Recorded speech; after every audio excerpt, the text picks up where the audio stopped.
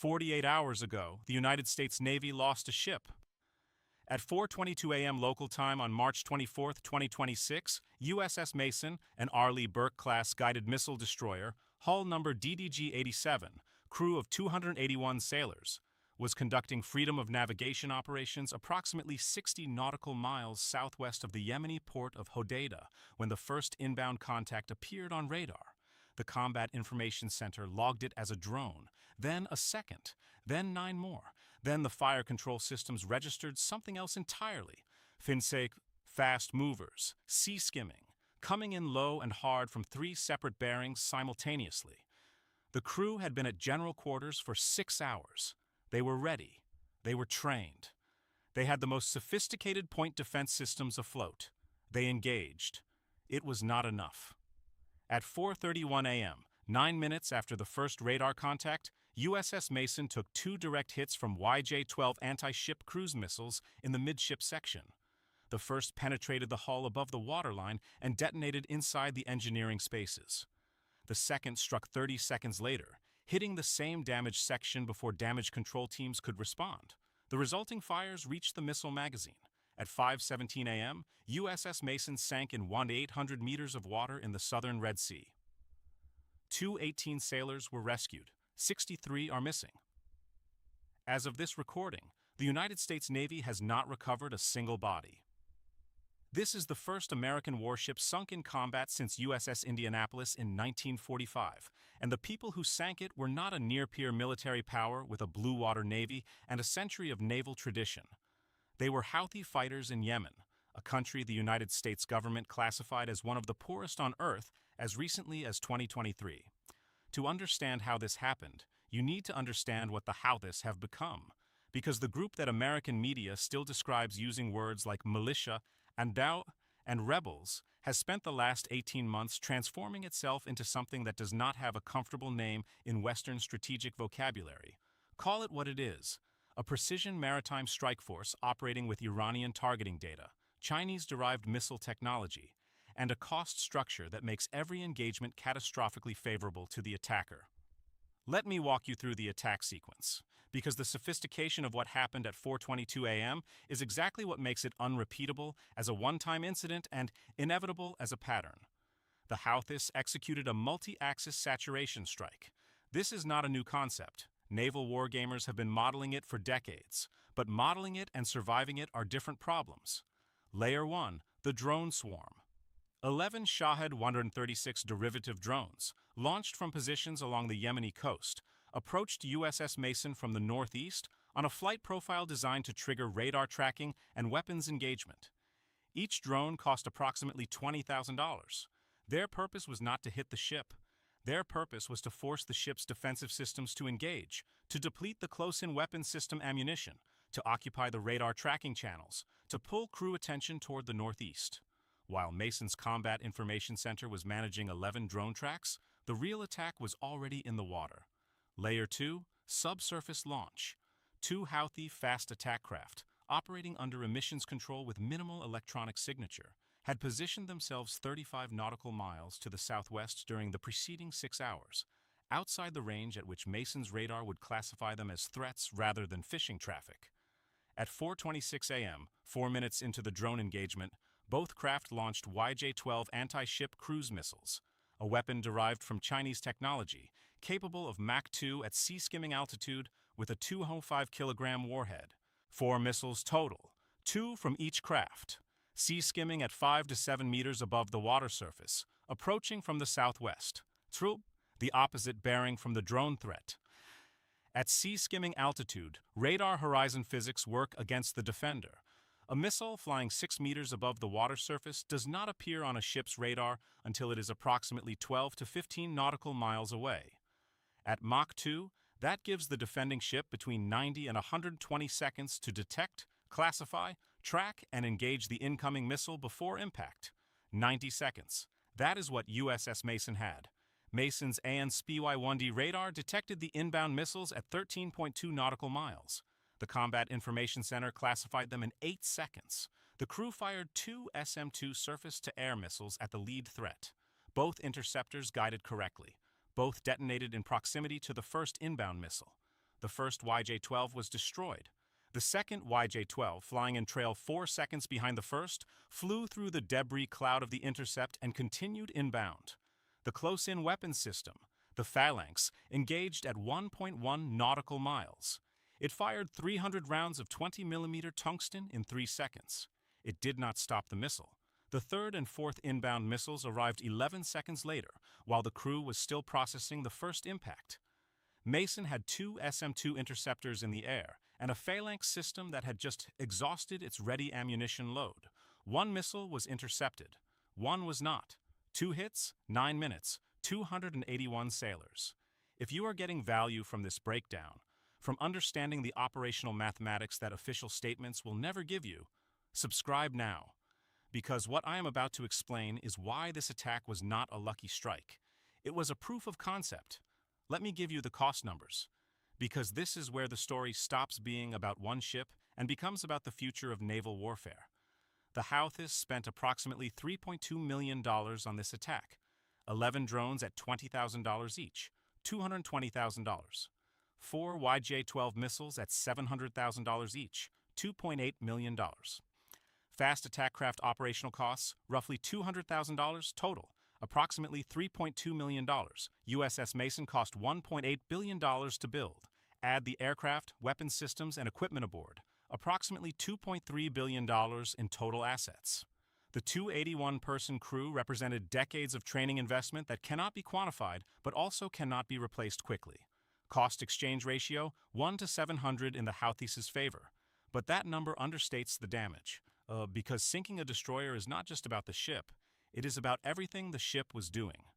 USS Mason was part of a carrier strike group providing air defense coverage for commercial shipping lanes through the southern Red Sea.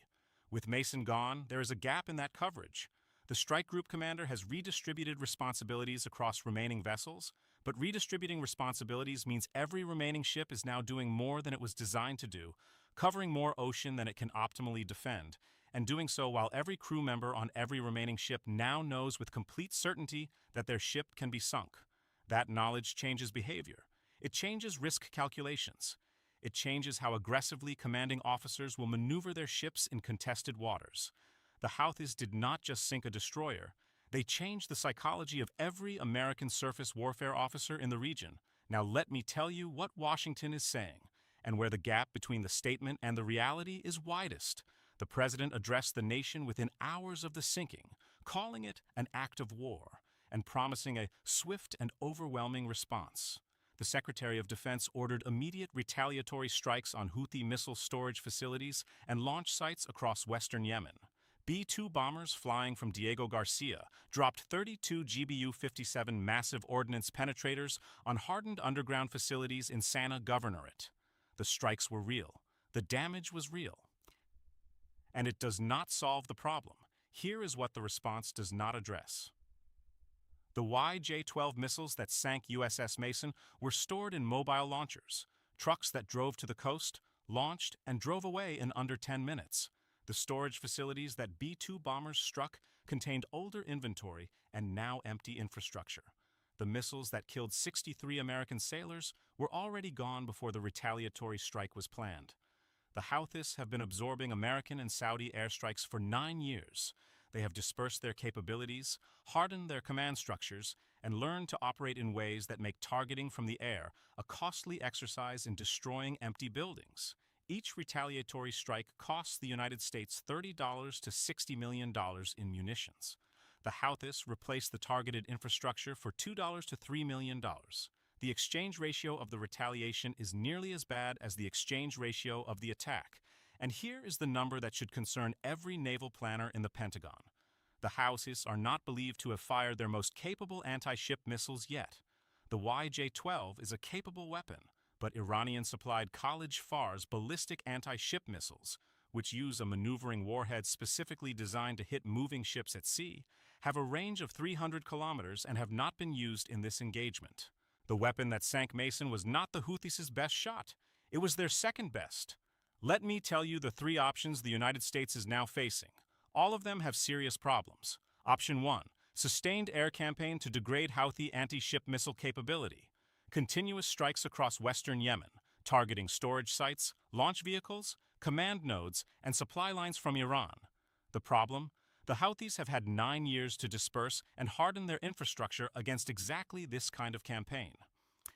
American and Saudi airstrikes have been ongoing since 2015. The Houthis' anti-ship capability has grown every year of that campaign, not shrunk. Doing more of what has failed for 9 years will not produce a different result in the weeks this crisis requires. Option 2. Naval surface action. Move additional destroyers and cruisers into the Red Sea to establish dominance and deter further attacks. The problem? Additional surface ships in the same waters face the same threat that just sank Mason. A multi-axis saturation strike using drones, sea-skimming cruise missiles, and ballistic anti-ship weapons does not become less effective against 2 destroyers than it was against 1. It requires 2 attacks instead of 1. The Houthis have enough missiles to conduct 2 attacks. They have demonstrated the willingness. Moving more ships into the kill zone is not deterrence. It is offering more targets. Option 3. Full naval blockade of Yemeni ports combined with a ground campaign to eliminate Houthi coastal launch capability. The problem? A ground campaign in Yemen is the option that 11 years of Saudi military intervention, with American weapons, American intelligence, and American logistical support, could not achieve.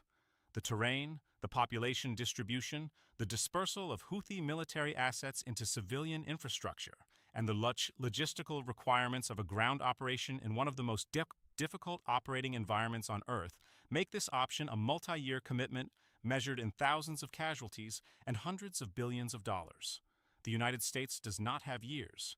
It has weeks before the political and economic consequences of a closed or threatened Red Sea shipping lane compound into a crisis that makes the current military problem look small. Here is what you need to understand as we close. USS Mason is on the bottom of the Red Sea. 63 American sailors are missing. A $1.8 billion warship was destroyed by a $3.2 million attack conducted by fighters in one of the world's poorest countries using technology that cost Iran a fraction of what America spent building the ship that it sank. The Red Sea handles approximately 12% of global trade. Every day that shipping companies assess the route as too dangerous to transit, the global supply chain absorbs another disruption that did not exist the week before. Insurance premiums for Red Sea transit have already increased 400% since the Houthi campaign began in late 2023. After today, they will not come back down for a long time. The Suez Canal route, the alternative to going around Africa, runs through the Red Sea. There is no version of Suez Canal transit that bypasses the waters where USS Mason now sits on the seabed. And here is the strategic reality that no one in Washington wants to say directly. The United States built its naval doctrine on the assumption that surface ships, properly defended, could operate in any waters it chose. That assumption has been challenged before. By mines in the Persian Gulf in 1988, by the USS Cole bombing in 2000. But those were attacks on anchored or slow-moving vessels. This was a moving, fully combat-ready destroyer with its systems active, its crew at general quarters, in open water, with 9 minutes of warning. And it still sank. Every navy in the world is running the same calculation tonight. Every defense ministry is looking at the ratio, $3.2 million versus $1.8 billion, and updating their threat assessments. Every arms manufacturer with anti-ship missile programs is experiencing the best sales week in decades. The Houthis did not just sink USS Mason. They demonstrated that surface warships are now as vulnerable to precision missile saturation as battleships were to aircraft in 1941. Pearl Harbor changed naval warfare in one morning. The Red Sea may have just done it again. Share this video, because the coverage will show you the memorial services and the retaliatory strikes and the statements about America's resolve. It will not show you the cost exchange ratio. It will not explain why the retaliatory strikes hit empty buildings. It will not tell you that the Houthis have not yet fired their best anti-ship missiles. It will give you the version where American power responds and the situation gets managed. I just gave you the version where a $3.2 million attack rewrote the rules of naval warfare in 9 minutes. 63 sailors missing, $1.8 billion on the ocean floor, and a doctrine built over 80 years that just developed a crack it cannot explain away.